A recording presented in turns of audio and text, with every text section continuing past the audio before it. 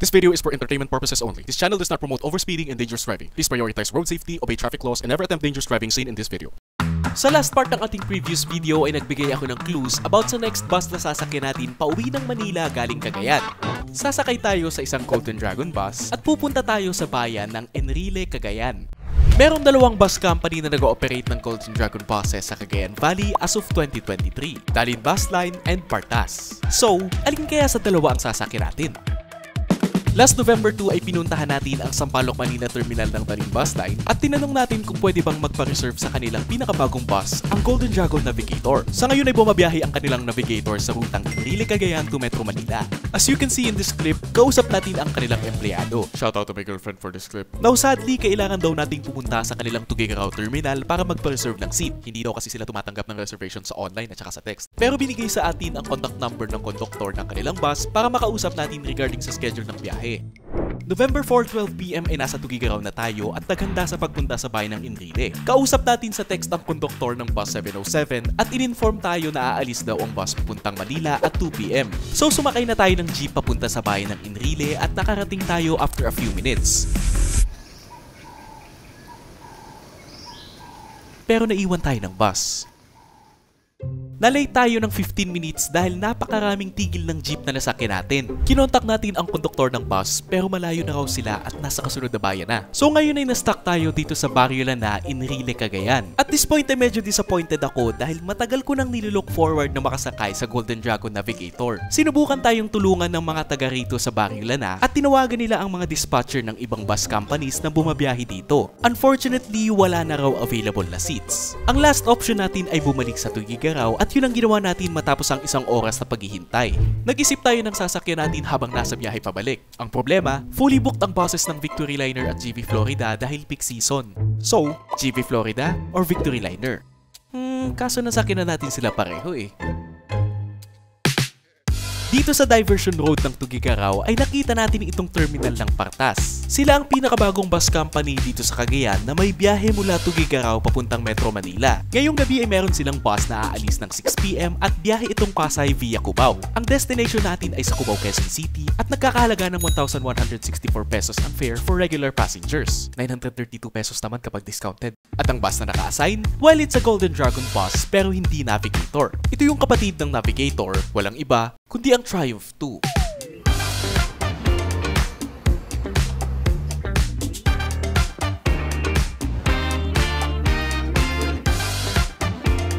First impressions, panalo ang interior nitong Triumph 2 ng Partas in terms of aesthetics. Napaka-futuristic ng dating at halos pareho na sa Golden Dragon Navigator yung itsura. Seryoso, parehong-pareho sa Navigator yung ilang features. Meron itong 44 seats in 2x2 configuration at may mga features kagaya ng charging ports, footrest, may onboard restroom, at ang pinakamagaran nitong feature, ang bus pads. The seats, ang ganda ng cover nitong leather. Medyo concerned lang ako sa shape dahil wala itong headrest.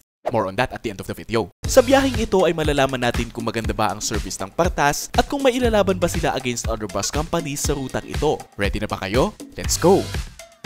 At 6:10 PM ay umalis tayo dito sa Tuguegarao Terminal. Initially ay na-assign tayo sa pinakadulong bahagi ng bus pero nalipat tayo sa seat number 18 dahil nakita ng conductor na nag-video tayo. Big shoutout sa ating crew.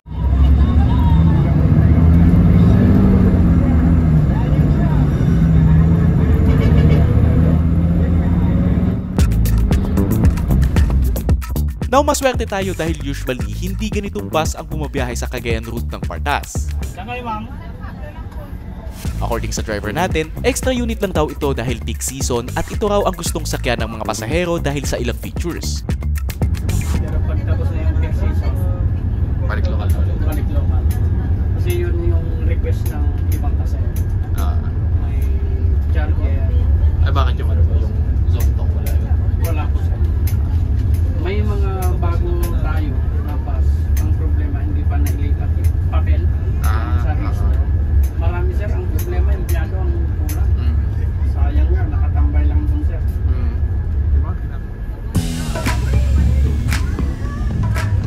Mula Tuguegarao ay umupo tayo dito sa conductor seat. Ang dadaanan natin ay same lang sa ating last video na via Ilagan, Isabela. Ang pagkakaiba lang ay pick and drop itong bus na sinasakyan natin at hindi dire-diretso kagaya ng GV Florida.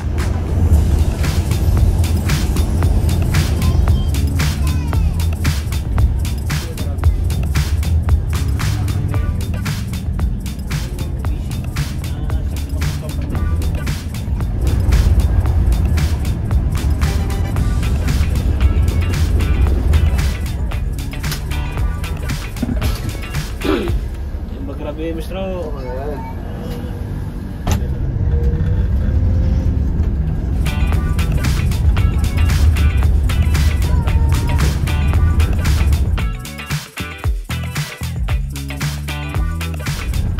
Around 7 PM nang madaanan natin ang Kabagan Isabela. Nagsimula na ngang dumami yung mga sumasakay na pasahero mula dito at sa mga sumunod na bayan. Hindi may bakante, partner?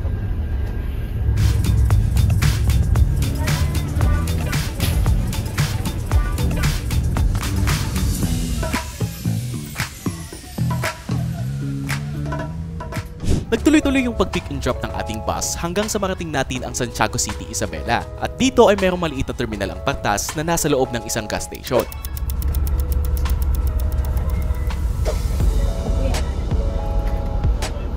After 10 minutes ay tumuloy na ulit tayo sa biyahe. Dito ay isa-isang sinara ng ating konduktor ang mga kurtina for safety purposes.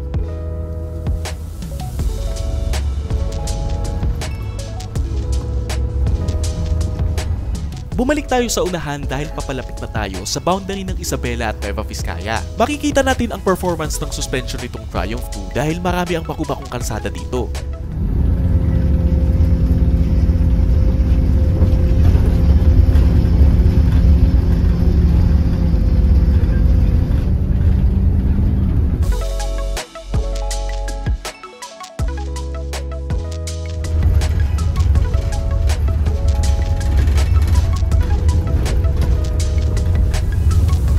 Napasok natin ang bayan ng Jadi, Nueva Vizcaya at around 10 PM. Sa part na ito nagsisimula yung bakbakan ng Manila bound buses. Ilang minuto lang nga ay meron tayong namataan na ilang buses sa unahan natin.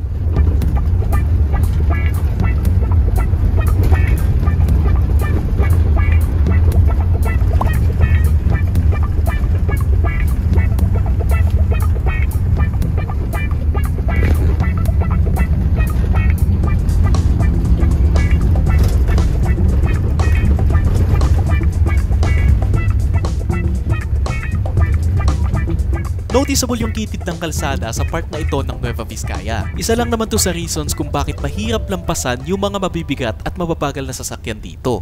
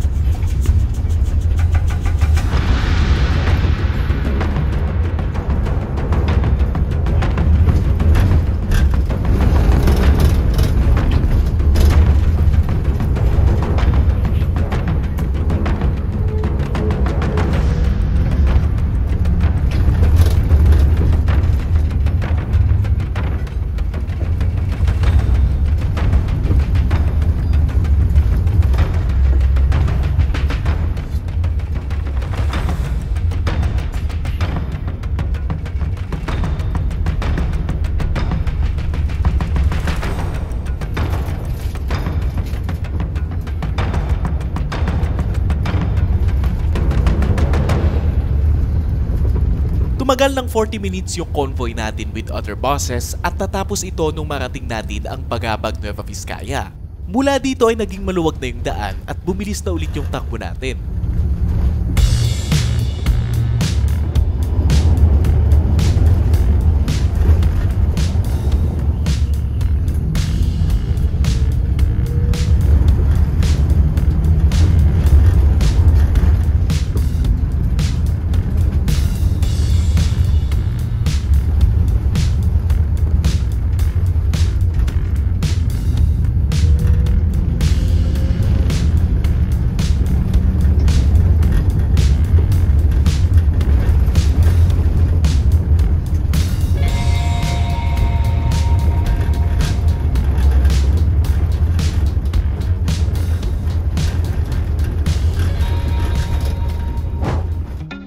Makalipas ang halos 6 na oras ay nag-stopover tayo dito sa Aritao, Nueva Vizcaya. Dito lang daw tayo titigil sa buong biyahe, sabi ng ating driver, kaya bumaba muna tayo para kumain. By the way, Kusina Lorenza pala ang pangalan ng stopover na ito. Now normally meron daw silang rice meals everyday, pero ngayong gabi ay mami lang daw ang available. So pinili na lang natin ang kanilang chicken mami at nabili natin ito sa halagang 50 pesos. 60 pesos kapag may kasamang egg. After 30 minutes ay umalis tayo dito sa ating halfway point at meron pa tayong 300 kilometers bago marating ang Metro Manila. Bumalik na ulit tayo sa unahan dahil malapit na tayo sa Dalton Pass.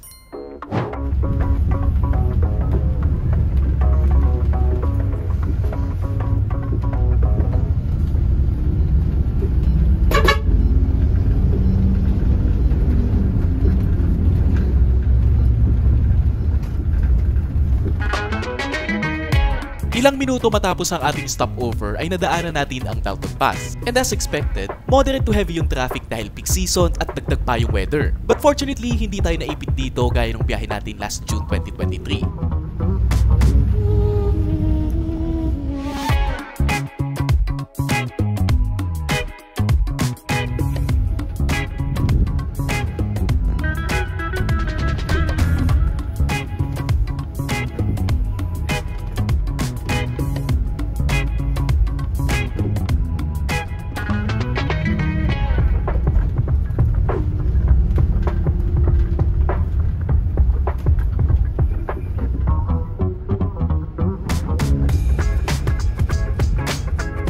Nadaanan natin ang welcome arch ng Nueva Ecija pasado 1 AM November 5. Pababa naman tayo at dito ay sinalubong pa rin tayo ng maraming sasakyan na pauwi ng Cagayan Valley.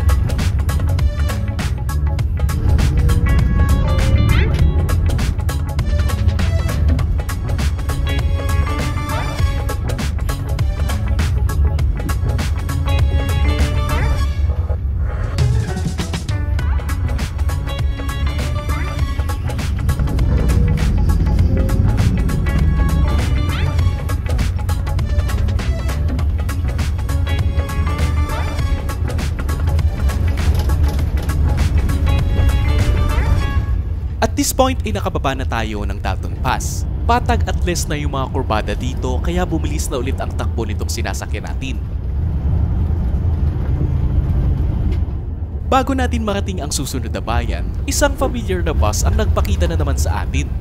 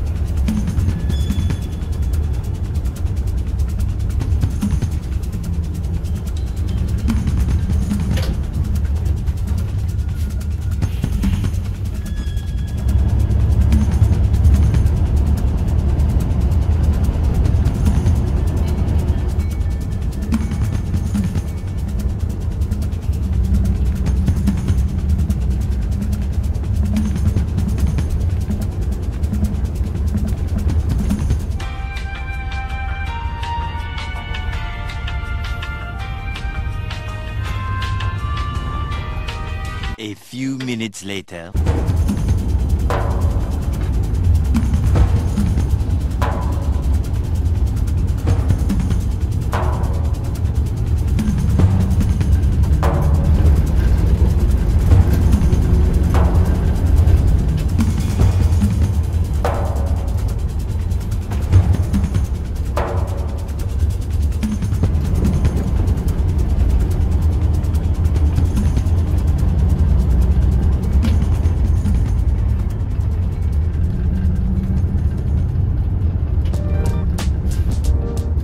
Matapos yung action sa kalsada nang madaanan natin ang San Jose Nueva Ecija. At pagdating sa sentro ay kumanan tayo sa junction papuntang Carmen Pangasinan at T-Plex. Mula dito ay wala na tayong nakasabay pa kaya nagpahinga na ulit tayo.